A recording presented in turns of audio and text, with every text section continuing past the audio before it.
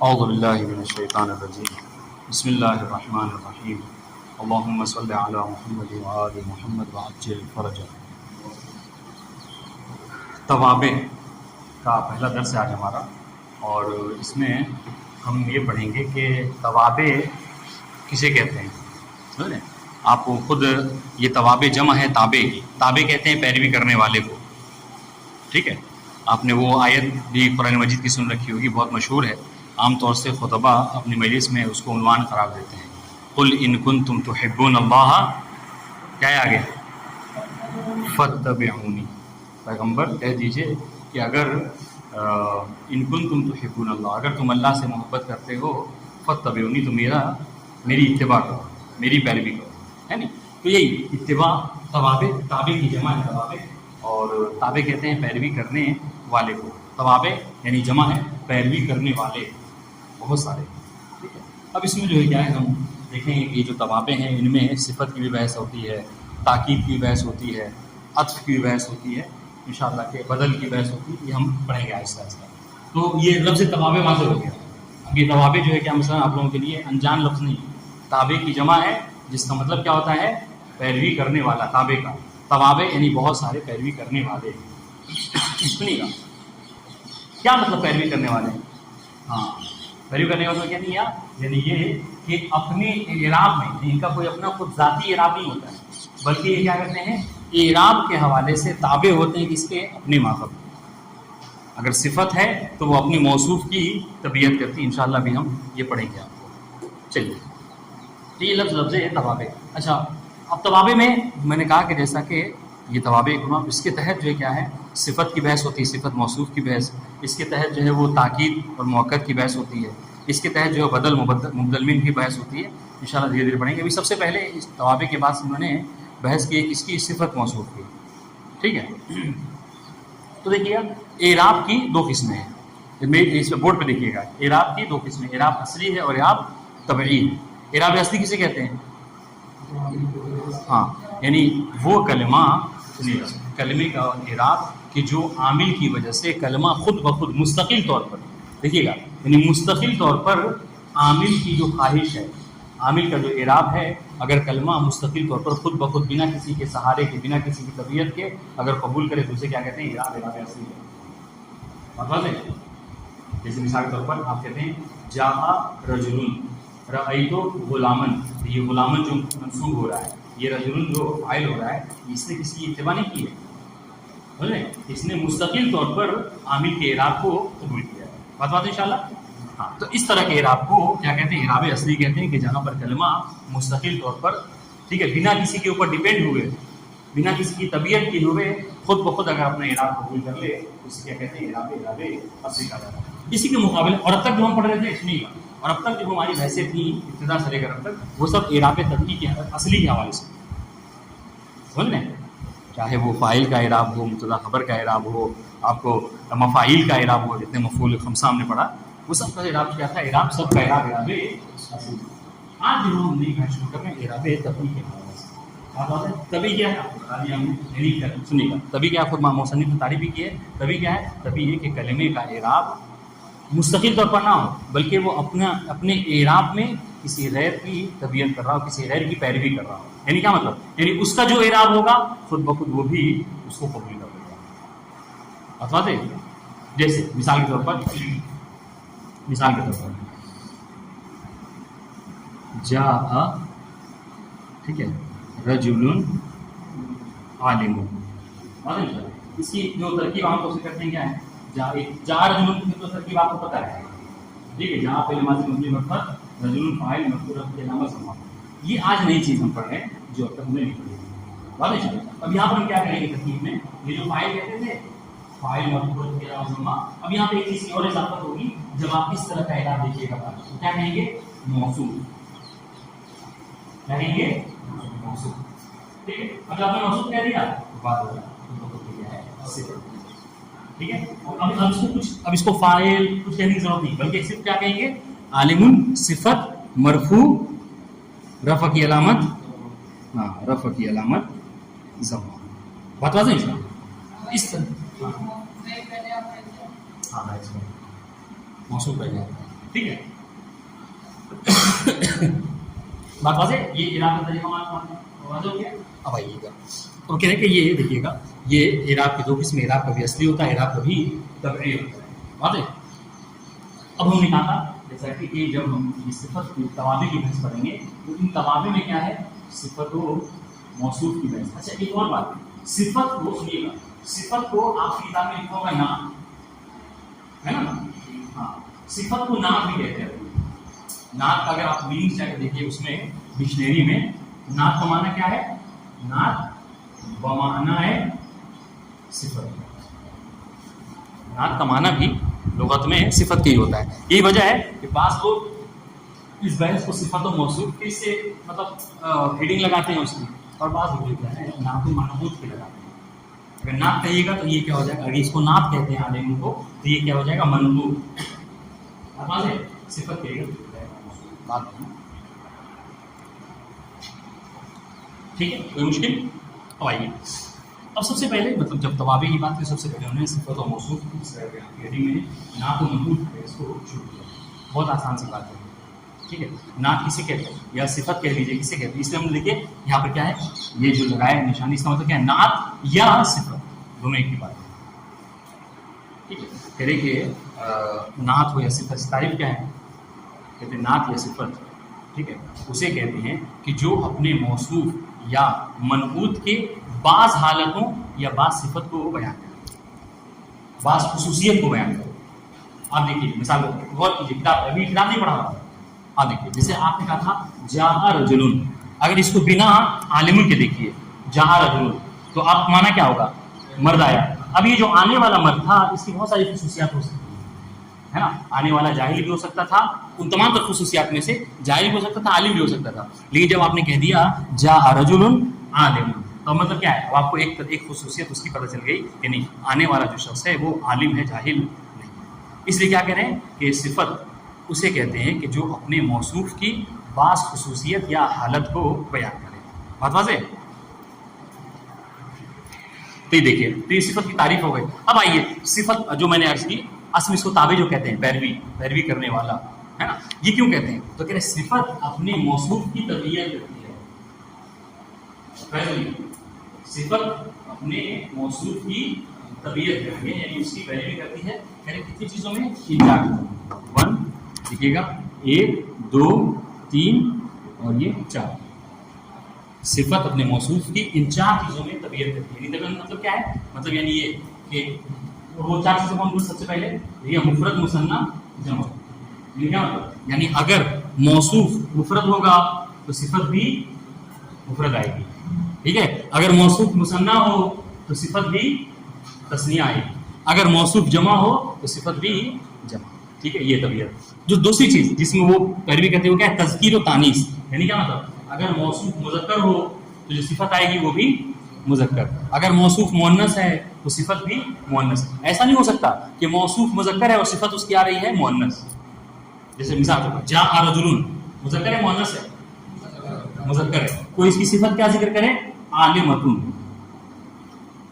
ठीक है। आप वर्ड देगा ये गलत, ठीक है, ये नहीं हो सकता। इस तरीके से जा रजुलुन अल आलिमतु, ये भी नहीं हो सकता। रोहन से क्यों नहीं हो सकता अल आलिमतु, चलिए हम आलिम अल आलिमो कर दे रहे हैं, आपका ये एतराज भी था, जा रजुलुन अल आलिम क्या हो, अभी बताया नहीं है सर, अल आलिमो ये क्या हो जाएगा, ये मारिफा हो जाएगा, इस्लाम दाखिल हो गया, ठीक है। अभी हम आगे पढ़ेंगे तीसरा जो था कि तीसरी चीज में पहले कहते हो क्या, मारिफा और नकरा होने, यानी क्या मतलब, यानी अगर मौसूफ मारिफा है तो सिफत भी मारिफा होगी, अगर मौसूफ नकरा है तो सिफत भी नकरा होगी। यहाँ पर यही एतराज था कि आलिमो अफन रजुलुन जो है ये नकरा है, तो इसकी सिफत आएगी वो भी आलिमुन, जैसा कि ये सही है, अल आलिमु नहीं हो सकता। बात इंशाल्लाह। चौथी चीज़ बहुत आसान सी बात है, रफा नस्ब, एराब में भी मेन तो यही है, एराब में भी पैरवी करना, यानी क्या मतलब, यानी ये कि अगर मौसूफ मरफू है तो सिफत भी मरफू होगी, अगर मौसूफ मंसूब है तो सिफत मंसूब होगी, अगर मौसूफ मजरूर है तो सिफत भी उसकी मौसूफी होगी। बता दें इंशाल्लाह, बहुत आसान सी बात है, इतना ध्यान देते हैं, आप इम्तिहान की तैयारी कर रहे हैं, ज़्यादा जहन पे जोर नहीं देते। समझ में आया? देखिए درس بیستم یعنی 20واں درس. نعت و تاکید کہ اعراب اصلی و اعراب طبعی. ٹھیک ہے, اصلی اعراب کیا دیکھیے سب کی تشریح ہم نے کر دی آپ کو. طوابع کسے کہتے ہیں, اعراب اصلی کسے کہتے ہیں, ہاں اعراب طبعی کسے کہتے ہیں, ہے نا واضح سمجھ رہے تھا. دیکھیے گا اعراب بے اعتباری بر دو قسم سے, ایک اعتبار سے ایک لحاظ سے. اعتبار کہتے ہیں لحاظ, چونکہ تقسیم میں لحاظ کا ہونا ضروری ہے, انشاءاللہ آپ منطق میں پڑھیں گے. کہ دیکھیے ایک اعتبار سے ایک جہت سے یا ایک لحاظ سے اعراب کی دو قسمیں ہیں, ایک اعراب اصلی اور دوسرا جو اعراب طبعی. کہ اعراب اصلی کسے کہتے ہیں, کہ اعراب اصلی سنیے گا عبارت لو, اعرابی است کہ خود کلمے بنا بر جائے گاہی کے در جملے پیدا می کند. اعراب اصلی اس اعراب کو کہتے ہیں کہ خود کلمہ یعنی بنفس نفیس. دیکھیے گا خود کلمہ یعنی کیا مطلب, یعنی کسی پر ڈیپینڈ وہ نہیں ہے, ہاں وہ مستقل طور پر خود کلمہ یعنی خود کلمہ بنفس نفیس کلمہ بنا پر جائے گاہی کے در جملے پیدا می کند. یعنی جملے میں جو اس کا جائے گا نہیں مقام ہے, جملے میں جو اس کی جگہ ہے, مثلا مرفوع ہے یا منصوب ہے یا مجرور ہے, جو بھی اس کی جگہ ہے. ٹھیک ہے, بطور مستقل و مستقیم آنرا از عامل میں پذیرت. وہ مستقل طور پر, دیکھیے گا مستقل طور پر کیا کرتا ہے, وہ اعراب عامل سے اپنے اعراب کو قبول کرتا ہے. یعنی اس کو اعراب کو قبول کرنے کے لیے واضح انشاءاللہ کسی کی ضرورت نہیں ہوتی ہے. جیسے آپ دیکھیے میں نے مثال دی جاء رجل عالم میں رجل کو جاء سے جو اعراب ملا ہے, چونکہ جاء پہ ہے تو رجل اس کا فاعل ہے, تو رجل کو جو جاء سے اعراب ملا ہے اس نے کسی کے وسیلے سے یہ اعراب نہیں لیا ہے. رجل مرفوع ہے, آپ علامت رفع ضمہ بولتے ہیں, لیکن مرفوع اس وجہ سے نہیں ہے کہ کسی کی طبیعت میں نہیں, مستقل طور پر خود بخود رجل کیا ہے مرفوع ہے, اس نے عامل سے اس کو قبول کیا ہے. بات ہے, یعنی اعراب کو قبول کرنے میں جو مستقل ہو اسے اعراب اصلی کہتے ہیں. ٹھیک ہے, دیکھیے اعرابی اس کے کلمہ خود کلمہ بنا پر جائے گا ہی کہ جملے پیدا میں کند. وہ اعراب اصلی وہ اعراب ہے کہ خود کلمہ وہ اس جگہ کی بنا پر جو اس کو ملا ہو, جو اس کو جملے میں ملا ہے. ٹھیک ہے, بطور مستقل و مستقیم عن عامل پذیرت, وہ اپنے اس جگہ کو مستقل طور پر کیا کرتا ہے, عامل سے قبول کرتا ہے. ٹھیک ہے, مانند مثال دے رہے ہیں کلمہ رجل در مثال ہے یہ سے جاء رجل. ٹھیک ہے, رجل کیا ہے, فاعل ہے جاء کا. دیکھیں مثال دیں کہ کلمہ رجل بنا پر فاعل بودن مرفوع شکر ہے. یہاں پر جو کلمہ رجل ہے یہ فاعل ہونے کی بنا پر مرفوع ہے. ایسا نہیں ہے کہ رجل نے اپنے فاعل کا جو اعراب ہے وہ کسی اور کے وسیلے سے نہیں, بلکہ اس نے ڈائریکٹ عامل سے اس اعراب کو قبول کر لیا ہے. واضح. اس طریقے سے کہہ رہے رأیت رجلا, دوسری مثال یعنی پہلی مثال جو مرفوع کی تھی, دوسری مثال جو کیا ہے منصوب کی ہے. کہہ رہے رأیت رجلا میں رأیت فعل و فاعل رجلا مفعول, کہہ رہے کلمہ رجلا بنا پر مفعول کو تو منصوب شکر. یہاں پر اس مثال میں رجلن کا جو کلمہ ہے یہ مفعول ہونے کی بنا پر کیا ہوا ہے, منصوب ہوا ہے. بات واضح. تو اب یہ جو منصوب ہوا ہے اس نے بھی اعراب کسی کے وسیلے سے, بات واضح ہے جی. اعراب طبعی یہ اعراب اصلی ہے, آپ کو یاد ہے جو اصل ہم پڑھ رہے ہیں.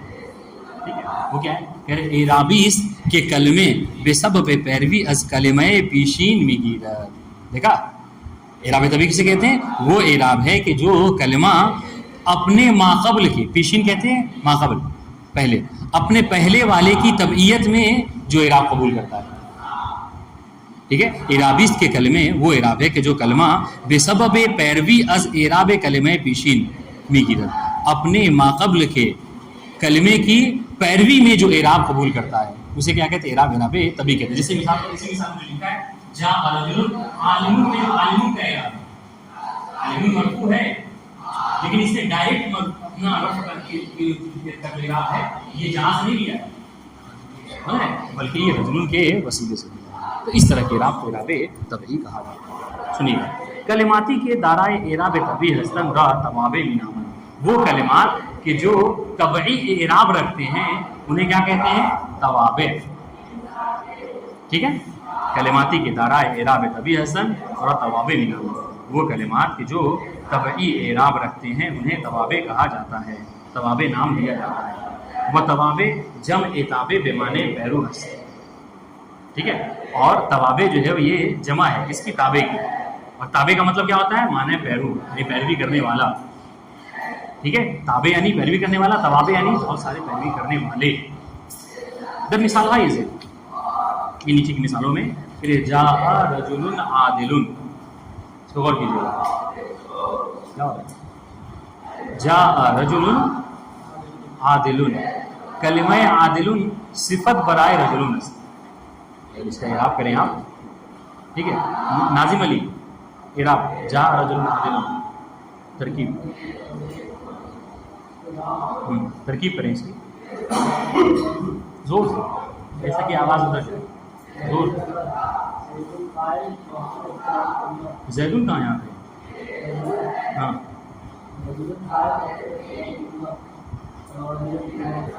احسن تو صفت مرفوع، صفت مرفوع رفع کی علامت.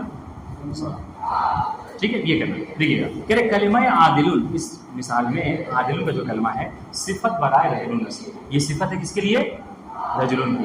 وہ بے سبب پیروی از رجل مرفوع شدہ، اور یہ رجل کی پیروی کی وجہ سے مرفوع ہوا ہے. یعنی ڈائریکٹ یہ فاعل واقع نہیں ہوا ہے، یاد رہے یہ ڈائریکٹ فاعل واقع نہیں ہوا ہے، بلکہ یہ رجل کی پیروی میں کیا ہوا ہے؟ مرفوع. دوسری مثال رأیت رجلا عادلا، کلمہ عادلا اس مثال میں جو عادلا ہے صفت برائے رجلا. ٹھیک ہے، اس کی ترکیب روحن غازی رأیت رجلا عادلا کی ترکیب کرو زور سے. ہاں تا ضمیر متصل مبنی بر ضم محلا مرفوع فاعل. ہاں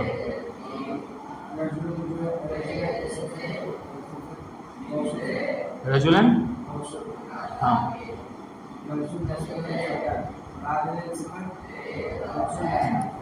ابھی بھی اس میں کمی. آپ نے رجلن کو، رجلن کا جو اپنا اعراب ہے نارمل وہ اس کو دینا چاہیے. وہ کیا ہے؟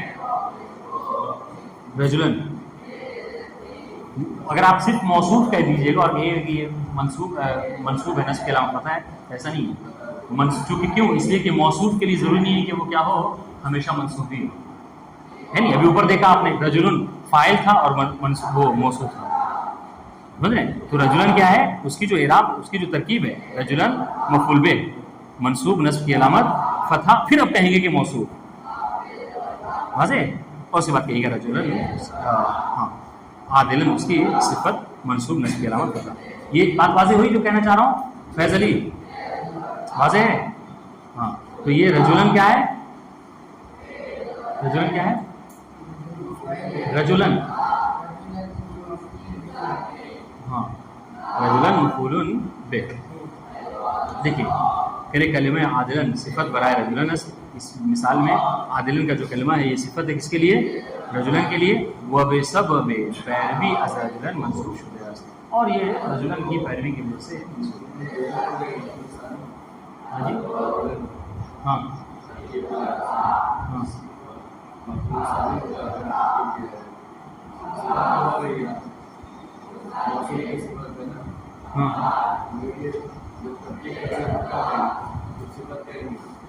نہیں، یہ وہ بس صفت ہی کہیں گے، یہ مفعول ثانی نہیں ہے، بس مفعول اول ہی اس کو چاہیے رجلن والی. وہ جو ہے نا آرا والی بات کر رہے ہیں آپ، جو دو مفعولی ہیں یہ اس میں سے بات واضح. اچھا اب آئیے دیکھیے یہ بات واضح ہوگی انشاءاللہ، کوئی مشکل نہیں ہے. اقسام توابع، توابع کی پھر توابع برپن کی، توابع کی 5 قسمیں ہیں. نعت، جس کو دیکھیے بریکٹ میں لکھا ہوا ہے صفت، نعت کو صفت بھی کہا جاتا ہے. دوسرے تاکید، تیسرے عطف نصب، ٹھیک ہے، اور چوتھے عطف بیان، اور 5ویں بدل. بات بات انشاءاللہ پڑھیں اس کو یا کافی ہے کل. والسلام علیکم.